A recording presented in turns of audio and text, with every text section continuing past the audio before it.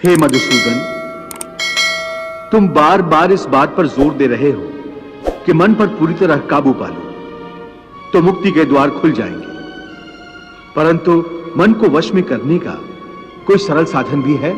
साधन तो अवश्य है, सरल भी है, परंतु बड़ा दुष्कर भी है।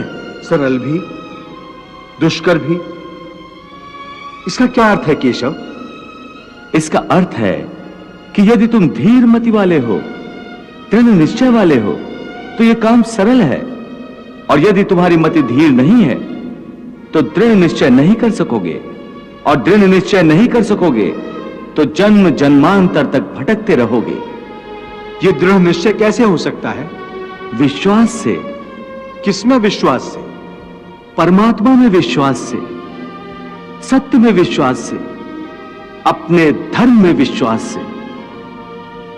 जब अपने धर्म अर्थात कर्तव्य को जान लोगे तो फिर दृढ़ निश्चय होकर अपने धर्म पथ पर, अपने कर्तव्य पथ पर आगे बढ़ोगे। फिर तुम सुख दुख, हानि लाभ, जय पराजय को एक जैसा ही समझकर अपने पथ से डगमगाओगे नहीं।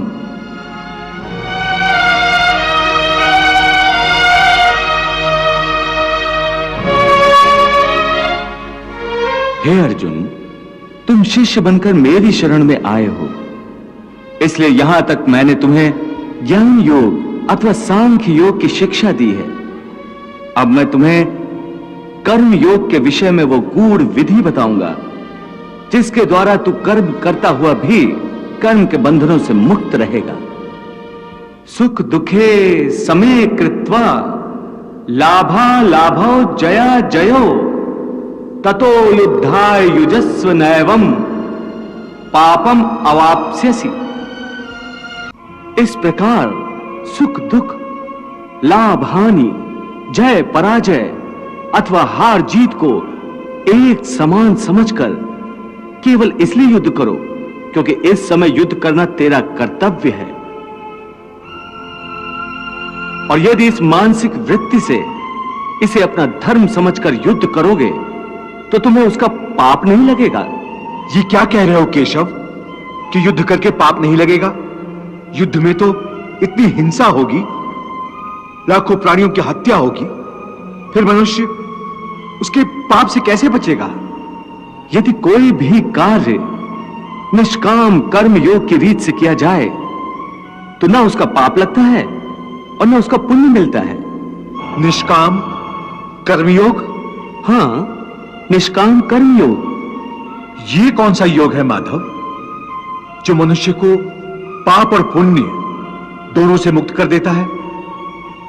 ये एक गूढ़ विद्या है पार्थ। जो इसके रहस्य को समझ लेता है वो इस संसार में रहते हुए भी, संसार के सारे कर्म करता हुआ भी कर्म फल के बंधन से मुक्त रहता है। ये बड़ी अनोखी बात कर रहे हो केशव। मेरी बुद्धि अभी तक इसको ग्रहण नहीं कर रही। क्योंकि तुम्हारी बुद्धि पर अभी तक आसक्ति का पर्दा पड़ा हुआ है, और जो निष्काम कर्मयोग मैं बता रहा हूं उसकी बुनियाद ही निरासक्ति के आधार पर रखी गई है। हे अर्जुन, इस निरासक्ति योग को समझ लोगे तो तुम्हारे जीवन में पूर्ण शांति आ जाएगी। हे माधव, इस योग की साधना कैसे करते हैं? इस योग के नियम क्या हैं? उसकी साधना के लिए कोई हजारों वर्षों की तपस्या की आवश्यकता नहीं। इसकी साधना तो एक ही क्षण में हो जाती है। एक ही क्षण में? हां, एक ही क्षण में। जिस क्षण में प्राणी अपने मन का रवैया बदल लेता है वही क्षण। परंतु हे केशव, कोई भी मनुष्य एक ही क्षण में आसक्ति को कैसे छोड़ सकता है? जब वो कर्म करता है तो उसके फल की आसक्ति तो उसे कर्म का हिस्सा होती है, जिसके अंतर्गत फल पाने की इच्छा से ही कर्म करता है।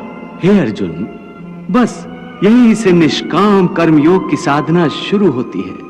अर्थात तुमने कहा कि प्राणी फल पाने की इच्छा से ही कर्म करता है, परंतु निष्काम कर्मयोग यह सिखाता है कि फल पाने की इच्छा से नहीं, बल्कि अपना कर्तव्य पूरा करने के लिए अपने धर्म का पालन करने के लिए कर्म करो। फल पर भरोसा रखकर कर्म मत करो, क्योंकि फल पाना तुम्हारे हाथ में नहीं, तुम्हारे अधिकार में केवल कर्म करना ही है। कर्मण्येवाधिकारस्ते मा फलेषु कदाचन मा कर्म फल हेतुर्भूर्मा ते संगोस्त कर्मणि। हे पार्थ, तुम कर्म कर सकते हो, कर्म करने का संकल्प कर सकते हो, परंतु इसका फल पाना तुम्हारे हाथों में नहीं है। हे मधुसूदन, मैं जिस काम का संकल्प करूंगा वो काम तो मैं करूंगा ही। जब भोजन करने का निश्चय करके बैठूंगा तो निवाला उठाकर मुंह में रखूंगा ही, तभी तो उसे खाऊंगा। यदि वो खाने का निवाला तुम्हारे प्रारब्ध में नहीं है तो उसे तुम मुंह तक तो ले जाओगे, परंतु उस ग्रास का एक दाना भी अपने मुंह में नहीं रख सकोगे। हे अर्जुन, केवल कर्म का संकल्प ही प्राणी के अधिकार में है, उसका फल प्राणी के अधिकार में नहीं है। वो कैसे? मैं बताता हूं कैसे। पार्थ, तनिक उस दृश्य की कल्पना करो कि नगर धनवान के सामने बड़े स्वादिष्ट भोजन की थाली परोसी गई है। थाली सोने की है, गर्मा गर्म व्यंजन भरे हुए हैं, जिन्हें देखकर वो बहुत प्रसन्न हो रहा है कि प्रारब्ध में न हो तो मुंह तक पहुंचकर भी निवाला छिन जाता है। परंतु हे अर्जुन, इस उदाहरण का यह अर्थ भी नहीं है कि तुम सब कुछ प्रारब्ध पर छोड़कर स्वयं अकर्मण्य हो जाओ। याद रखो, मैंने कहा है मां कर्म फल हेतुर्भू माते संगोस्तु कर्मणि।